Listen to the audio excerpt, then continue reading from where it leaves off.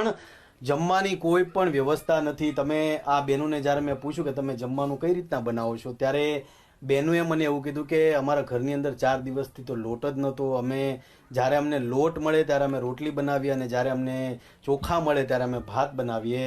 બાકી કોઈ પણ જાતની અમારી કોઈ મદદ નથી કરતું, ક્યારેય કોઈ મદદ કરી નથી. અને બીજું કે અમે ચારેય બહેનોએ અમારા નાના 2 ભાઈઓને ભણાવવા માટે ભણતર છોડી દીધું છે. આ તમે નાની ઉંમરે કેટલી મોટી જવાબદારી લીધી કહેવાય. અને એવી બહેનોનું તમે, હું ઘર બનાવું છું તો હું મારી જાતને બહુ ખુશનસીબ સમજું છું કે એવી બહાદુર બહેનોનું હું ઘર બનાવી રહ્યો છું.